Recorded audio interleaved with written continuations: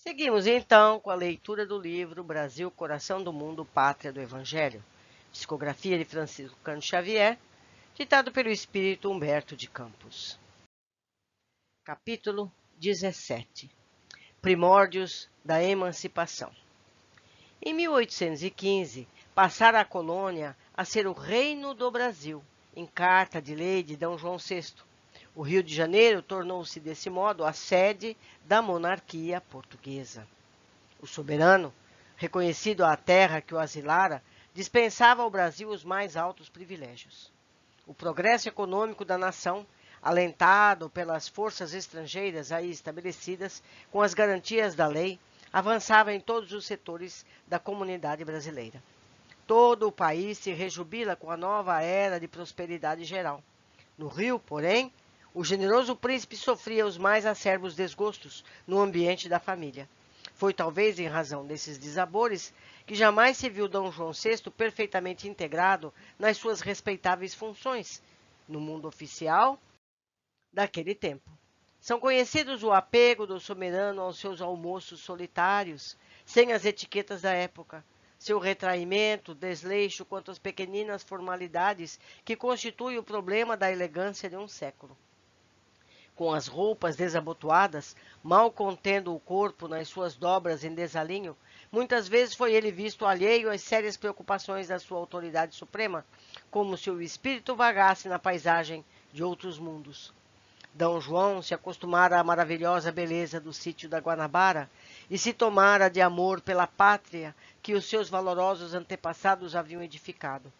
Enquanto Napoleão Bonaparte lia o Eclesiastes em meio aos seus infortúnios, na ilha solitária de Santa Helena, para se convencer de que todas as glórias humanas não passavam de vaidades e alucinação de espírito, o príncipe regente preferia fazer os seus passeios pelos arredores do Paço de São Cristóvão, esquecido das mentiras sociais da corte de Lisboa. Aqui, no Brasil, ao menos, o indébito dos céus sempre azuis e as encantadoras perspectivas dos morros verdoengos e floridos representavam um anestésico para o seu coração dilacerado de filho, de esposo e de pai. Suas preocupações se dividiam entre a mãe demente, a esposa desleal e incompreensível e o filho perdulário e estróina.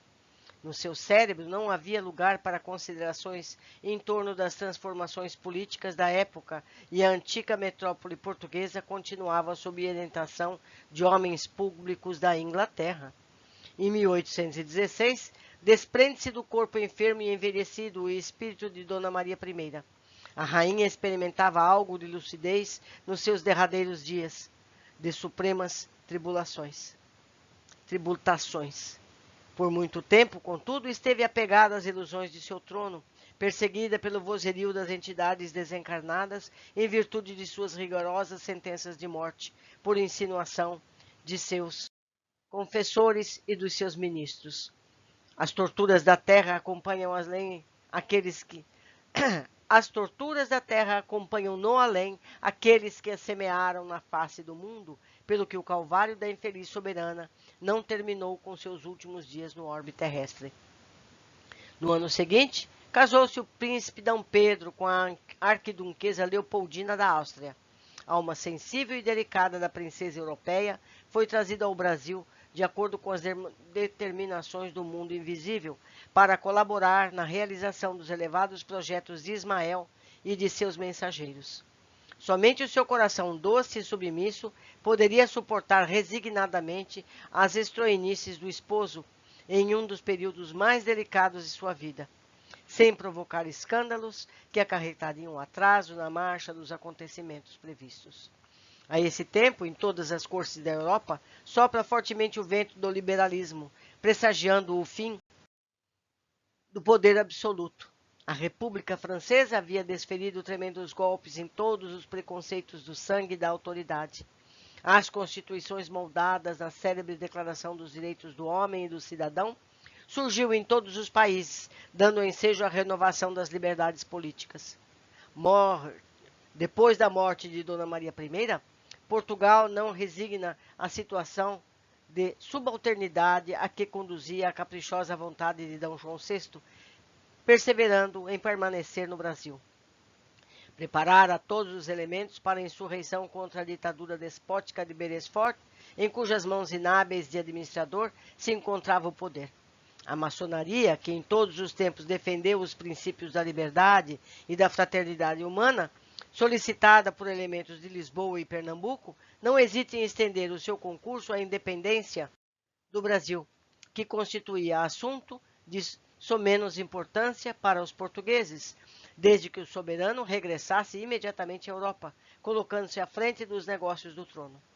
A verdade, todavia, é que os pernambucanos, exaltados, não esperaram a solução pelos processos pacíficos e exacerbaram os antigos ódios entre brasileiros e portugueses, que já haviam levado Recife e Olinda à guerra fratricida, promoveram a Revolução de 1817, na qual se sacrificavam tantas vidas. Foi quando apareceu, em todo o norte do país, o famoso Preciso, redigido por Luís de Mendonça, que se viu ameaçado de fuzilamento.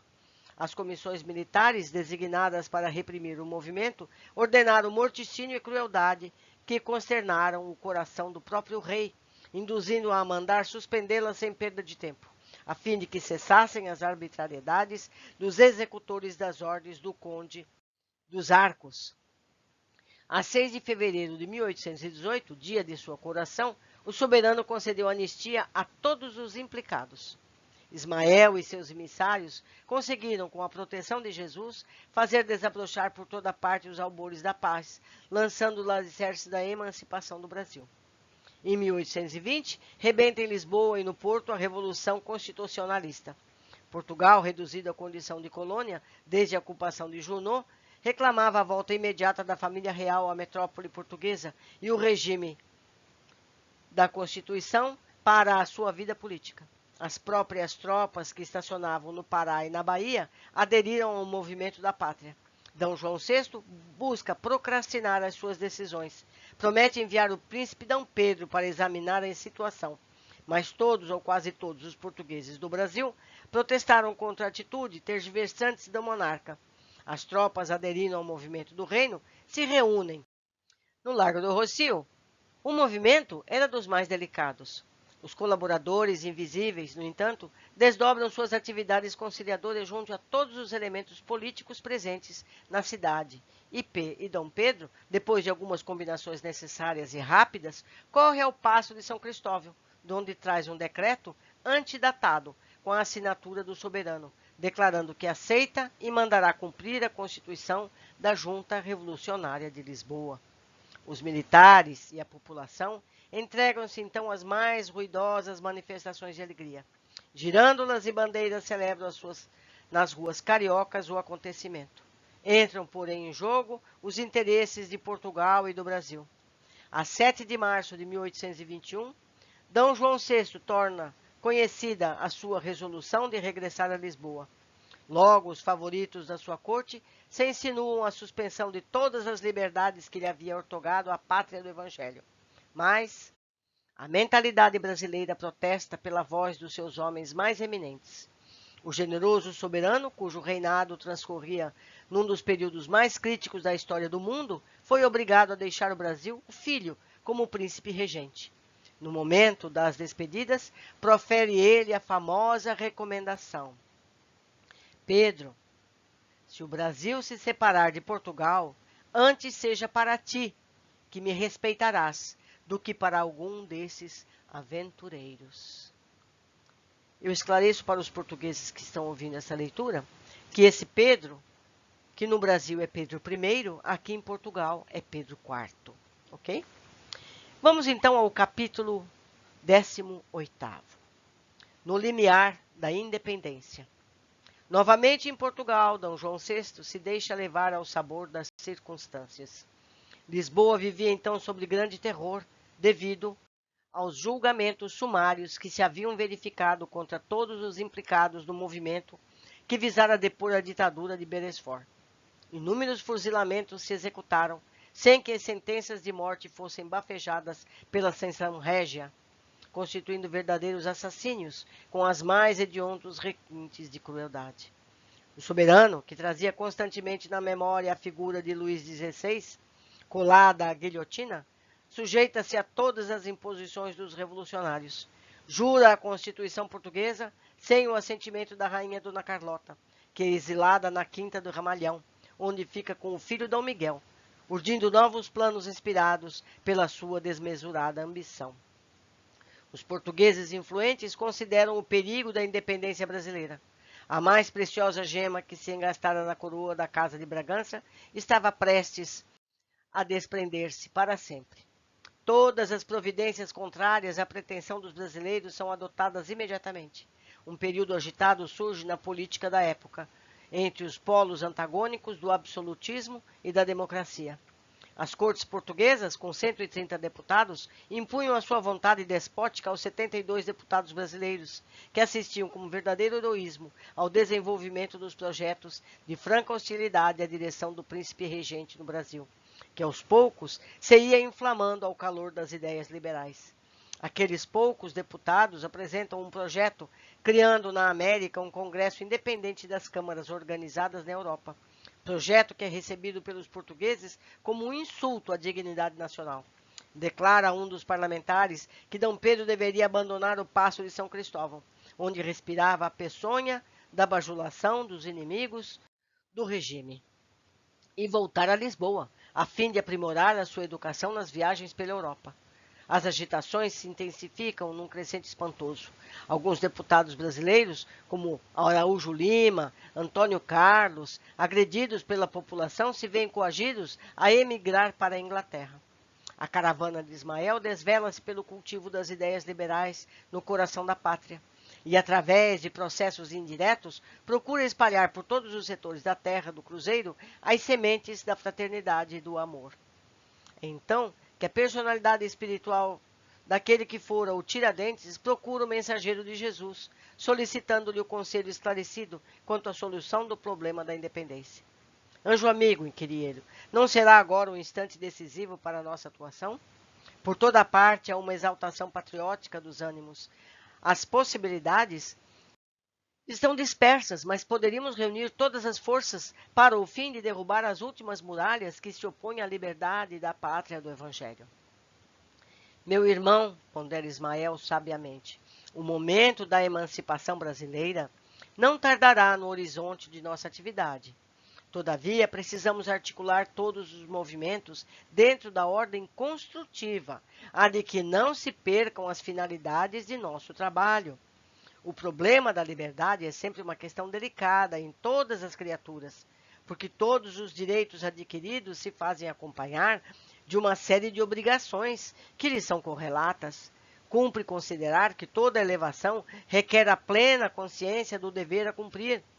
Daí a delicadeza da nossa missão, no sentido de repartir as responsabilidades. Precisamos difundir a educação individual e coletiva dentro das nossas possibilidades, formando os espíritos antes das obras.